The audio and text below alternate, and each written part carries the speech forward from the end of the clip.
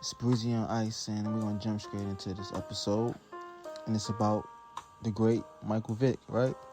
Well, Michael Vick said if it wasn't for the dogfighting ring that he was operating, he would be a Hall of Fame quarterback, right? Now, Mike Vick has tremendous numbers. Michael Vick is what Allen Iverson is to basketball. Basically, Allen Iverson revolutionized the game with the headband, the baggy shorts, the tattoos. He brought the hip-hop element to basketball. He brought the swag to basketball. That's all AI. So whatever you see today as far as fashion, jewelry, that's all AI inspired, right? And you got to give credit where credit is due. And that type of, playing style, the dribbling, the fancy dribbling, we talking about practice. That's all AI, right? And he revolutionized the game with that. He brought in the new wave of the NBA with the fashion, like I said, the jewelry, the drip, the hip hop element. He brought that to the NBA. Now, Michael Vick brought the quarterback that can do it all, pretty much. Run, throw the football. His playing style was not the prototypical playing style of quarterbacks before him, right? When Mike Vick came into the game, first round, first pick, lefty, can launch the ball down the field. I mean, Mike Vick had a cannon. People don't understand or mention that Mike Vick had a cannon, right? He doesn't get much respect for that, but he had a cannon on him. Lefty. I mean, can run the football. I mean, he was doing all that before Lamar Jackson. Lamar Jackson prototypes, the Patrick Mahomes prototypes, that playing style comes from Michael Vick. He changed the quarterback position forever. And I know he may not have the credentials to get into the Hall of Fame, but he's a Hall of Famer in my eyes. I mean, as far as it's changing the way that position is played, every quarterback wants to be mobile and make guys miss and make the electrifying plays with their legs and their arms. Michael Vick was that. And I think he deserves a lot of credit for that. It's unfortunate that, he did whatever he did with the dogfighting thing and situation, and, it cost him a lot of time, and it took time away from the game from him, and he paid his debt to society. So we're not going to elaborate on that too much because he did pay his debt to society for what he did, and it ultimately, cost him not being an NFL Hall of Famer. Now we know that's not so important, right? But it's important because we're talking about Michael Vick, man. Played at Virginia, and he just brought what you see now with the Jalen Hurts, the Patrick Mahomes, the Lamar Jacksons of the world, the Kyler Murrays. All those players are the Justin Fields. All those players are inspired by Michael Vick, man. Mike Vick has revolutionized the game that way. That those quarterbacks like his element, his style, and they incorporated that into their game.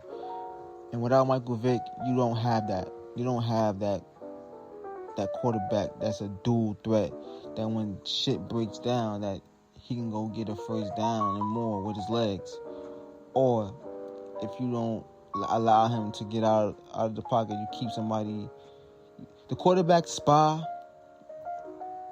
that was implemented for Michael Vick, I believe, because of the way he can just take off with his legs. He can just take off. And a lot of touchdown passes in his career. We're going to look at his career numbers right now. A lot of touchdown passes is in his career. It was kind of short, like I said, because of the whole dogfighting incident. but we're gonna take a look at his numbers, man. I mean, his numbers is just phenomenal, man. Phenomenal numbers. 133 career touchdowns, 88 interceptions. So you see his touchdown to interception ratio is out of this world. I'm not gonna say out of this world, but his touchdown to interception ratio is pretty impressive. I mean, 133 TDs, 88 interceptions over his whole entire, far as his whole entire career. That's not bad. 22,464 passing yards. Now imagine what he did with his legs. I mean, I'm sure he has did more with his legs, and I believe I think Cam Newton may have broke one of those records. I'm not sure, but Mike Vick impacted the game in that position so much that I feel like he should still get into the Hall of Fame. That's my opinion. He may not have the years or the or whatever else needs to go into it, but I think the NFL should take in Canton, Ohio, should take a real strong look at Michael Vick numbers, because Michael Vick numbers in his campaign was amazing. I mean, even when he came back, he had some solid years after he came back, and was a backup for a little while and got some starting opportunities, and he did some phenomenal things with those opportunities. But just his years in Atlanta, man, his Atlanta Falcon years was like the best years. I mean, Michael Vick was must-watch TV and football when he was playing in them 2000s, man. You might not have been an Atlanta Falcon fan, but you watched those games just to see what he was gonna do, and it was a joy watching Michael Vick, even after he came back from his serving his debt to society. Of course, he lost some years off of, but the talent was still there.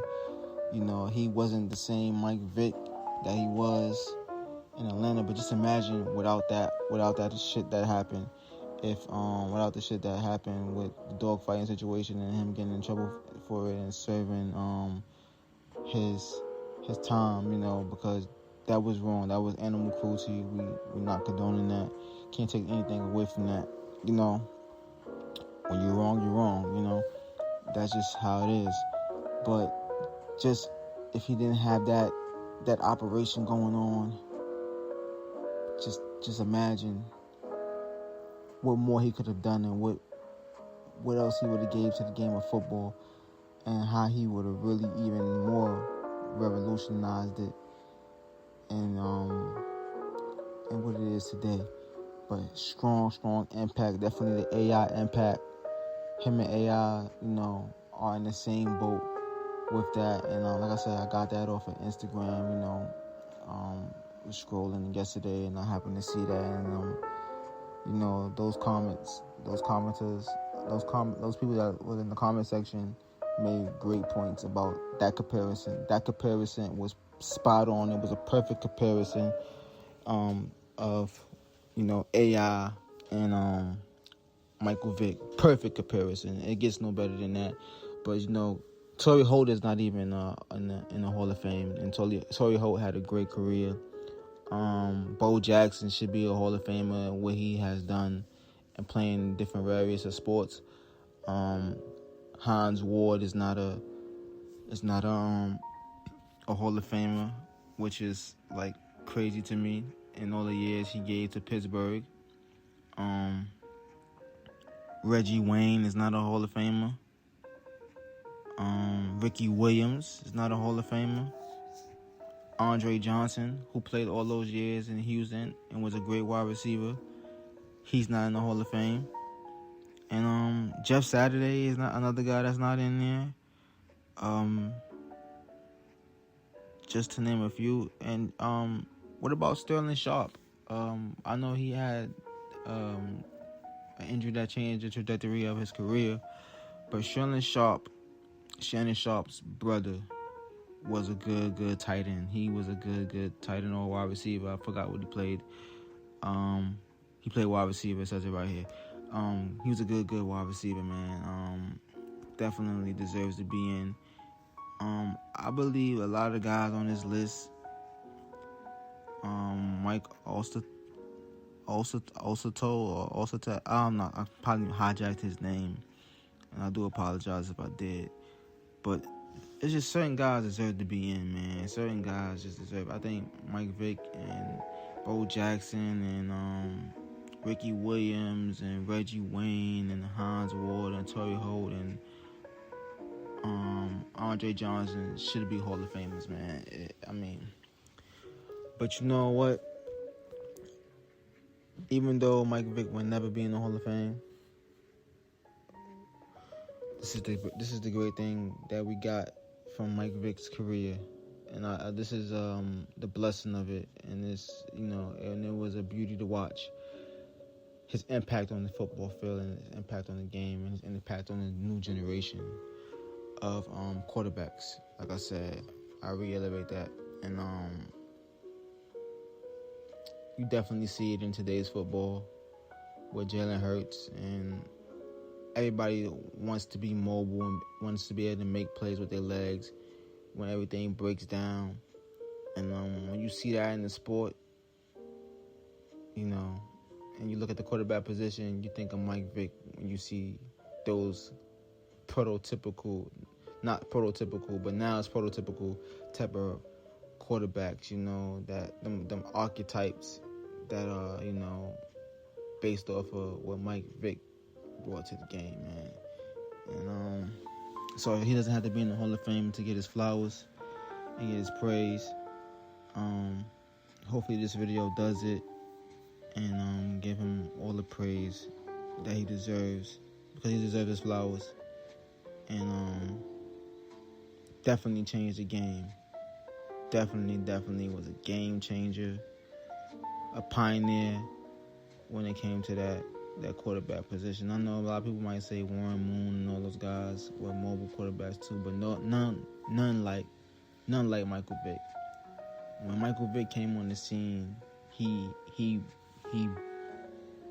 burst onto the field and he created that lane and that avenue, and this is why we have the product we have today with the quarterbacks we have now. And you just have to embrace it and love it and thank Michael Vick for bringing that talent and that ability to be able to make plays with his legs and make plays with his arm. And I don't think he gets enough credit for making plays with his arm.